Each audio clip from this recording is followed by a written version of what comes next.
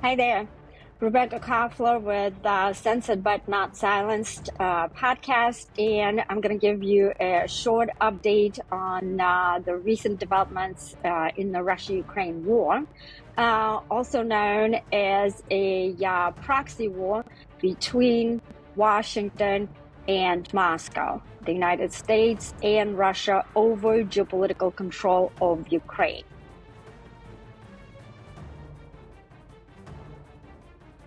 It's a highly consequential development because it could potentially have catastrophic consequences for U.S.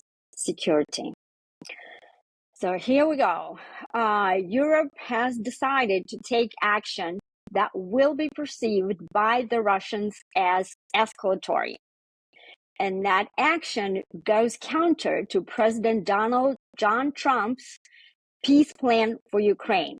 As you remember, President Trump made a campaign promise to end the bloodbath, as he referred to it. And a couple of days ago, he actually had a call that President Trump called productive with the Russian President Vladimir Putin. It lasted about 2 hours.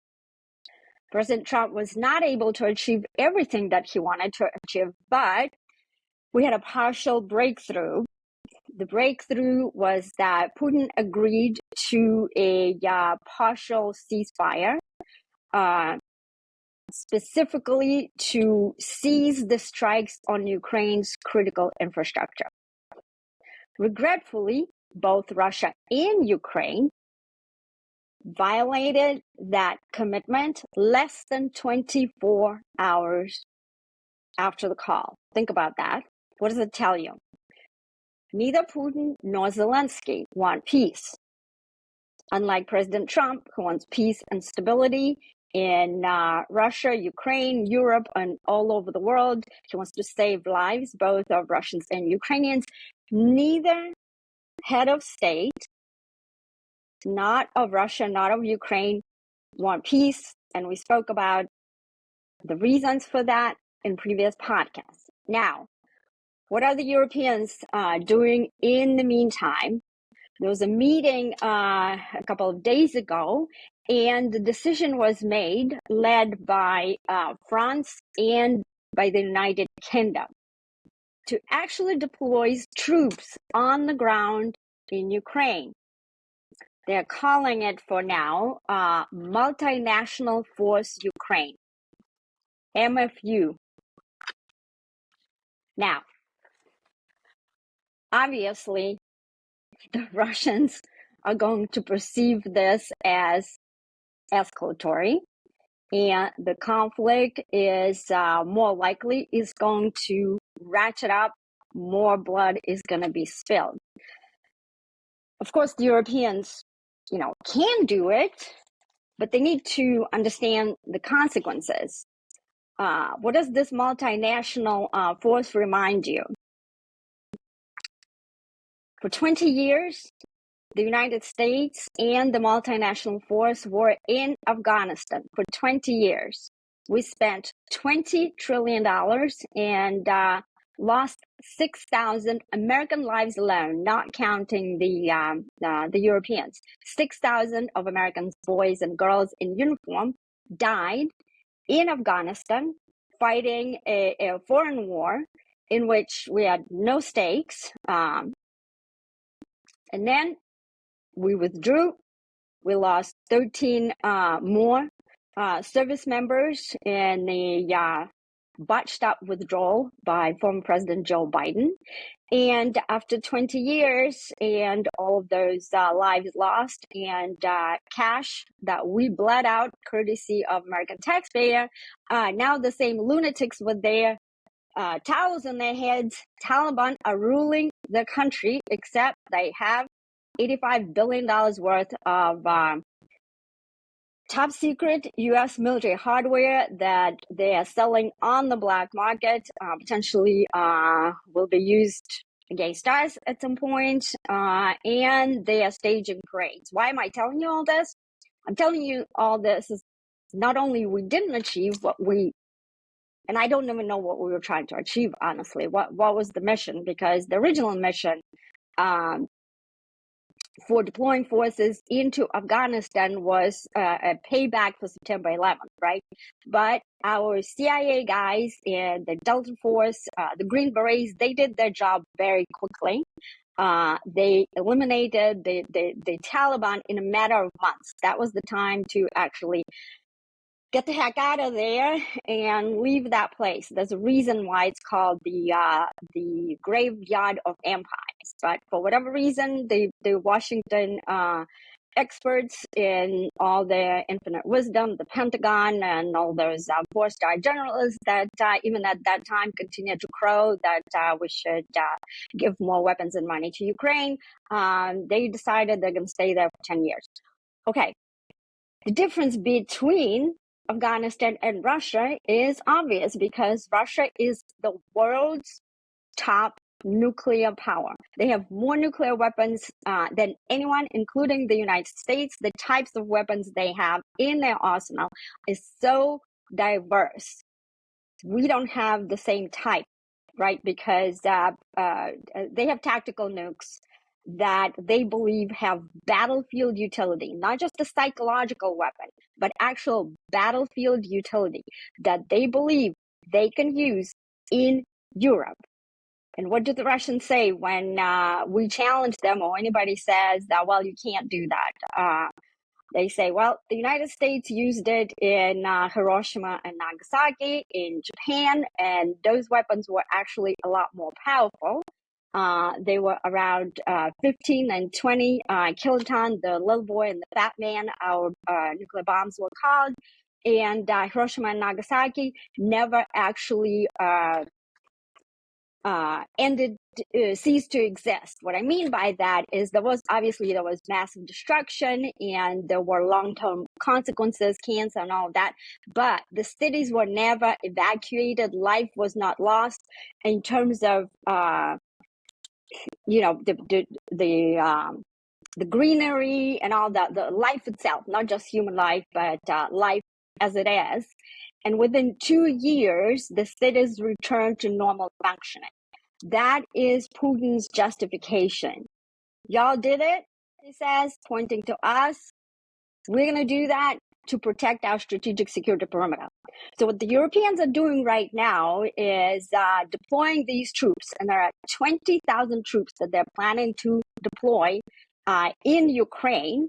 And what they're wanting to do is they want to provide air cover and naval presence in the Black Sea, in addition to 20,000 troops. Well, first of all, 20,000 troops is not enough, right, to do anything with Russia. Russia, in a matter of months, mobilized back in 22 close to 200,000 troops. That was in a matter of just a couple of months, right? And the size of the Russian army is 3 times more than Ukrainian army. Putin increased the size of the Russian armed forces that is above the constitutionally allowed maximum, right? So they are right now at 1,350,000. Okay, so and they have nukes. So what are they doing? I'm not telling the Europeans what to do and what not to do. I'm glad they finally realized that they need to step up, and President Trump has been pushing them to contribute towards their own security. But this is an idiotic way of doing it, because they are asking for World War III. And guess what? Because of the Article 5 collective defense of NATO, once Putin kicks their asses, they're going to be looking to us to deploy, because of the collective defense, to deploy our boys and girls who would potentially be thrown into Putin's nuclear furnace. Why are they doing it? It's unclear to me. Again, you have to be rational, right? When you are in any kind of business, you evaluate your cost and your benefit. This war originally that nobody wanted to deter, they knew 10 years before before the war started, right? Because as I said before, I personally briefed NATO in Brussels in 2013, just months prior to Putin's invasion of Crimea. They decided they were not going to spend any more on their security, to beef up the force posture, to start producing more missiles, more military hardware. They thought to themselves, well, let the Ukrainians do the fighting and do the dying for us.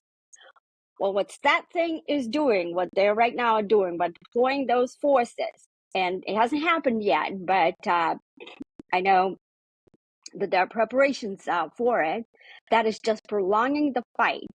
More Ukrainians are going to die, more Russians are going to die, and this is another evidence that the Europeans simply want, just like Putin and just like Zelensky, they want this war to keep going. Why? Because they want to weaken Russia's military, Russia's economy, and combat potential.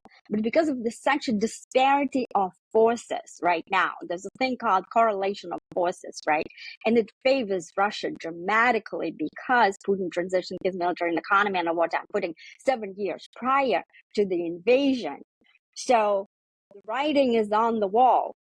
And nobody's doing this cost benefit analysis. And unlike in regular business, when you're losing money, you potentially are going to suffer a massive loss of life and also increase the risk of a nuclear war, which is President Trump exactly wants to do the opposite. He wants to decrease the risk of the nuclear war of World War III, as he said many times. That's why he's talking to Putin.